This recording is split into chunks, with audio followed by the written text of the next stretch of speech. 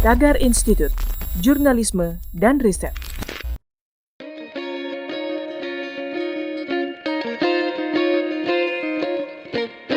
Halo Tagarians, para penonton Tagar TV dan juga pembaca Tagar ID, apa kabarnya?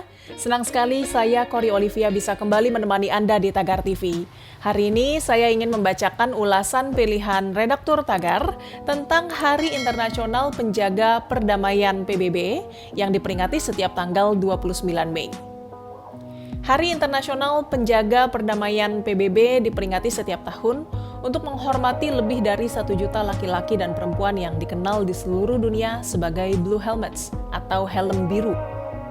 Mantan Sekjen PBB Ban Ki-moon mengatakan Blue Helmets adalah manifestasi ciri terbaik dari solidaritas global, dengan keberanian bertugas di lingkungan berbahaya untuk menjamin keamanan di beberapa wilayah dunia yang paling rentan.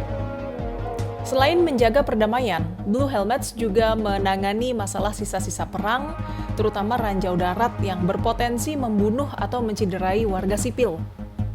Misi pertama penjaga perdamaian PBB dilakukan tahun 1948. Disebut sebagai Organisasi Pengawasan Gencatan Senjata PBB untuk memantau gencatan senjata antara Israel dan negara-negara tetangga Arabnya.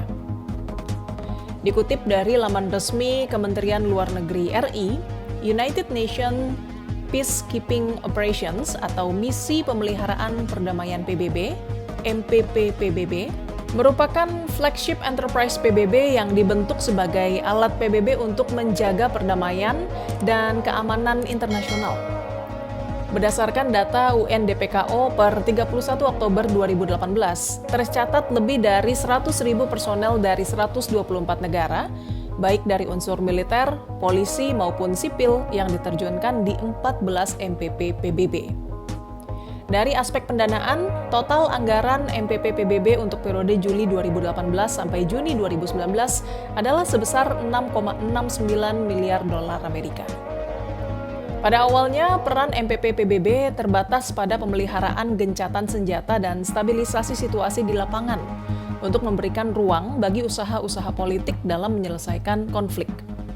Dengan berakhirnya Perang Dingin, konteks penggelaran MPP-PBB berubah dari misi tradisional yang mengedepankan tugas-tugas militer menjadi misi yang lebih multidimensional. Perubahan ini terjadi baik dari segi mandat maupun komposisi personel, yaitu semakin melibatkan komponen polisi dan sipil dalam rangka mengimplementasikan perjanjian damai secara komprehensif dan membantu meletakkan dasar-dasar bagi terciptanya perdamaian yang berkelanjutan. Sifat dari konflik yang harus dihadapi juga berubah. Sebelumnya, mayoritas MPP-PBB dihadapkan pada konflik antar negara. Namun saat ini dituntut untuk terjun pada berbagai konflik internal dan perang saudara. MPP-PBB juga dihadapkan pada realitas semakin meningkatnya konflik yang bersifat asimetris, ancaman kelompok bersenjata, terorisme, dan radikalisme, serta penyakit menular. Komitmen Indonesia untuk ikut melaksanakan ketertiban dunia yang berdasarkan kemerdekaan, perdamaian abadi, dan keadilan sosial merupakan amanat dari alinea 4 pembukaan Undang-Undang Dasar Republik Indonesia tahun 1945. Komitmen ini senantiasa diwujudkan melalui partisipasi dan kontribusi aktif Indonesia di dalam MPP-PBB. Dalam konteks internasional, partisipasi itu merupakan indikator penting dan konkret dari peran suatu negara dalam memberikan kontribusi dalam menjaga perdamaian dan keamanan internasional.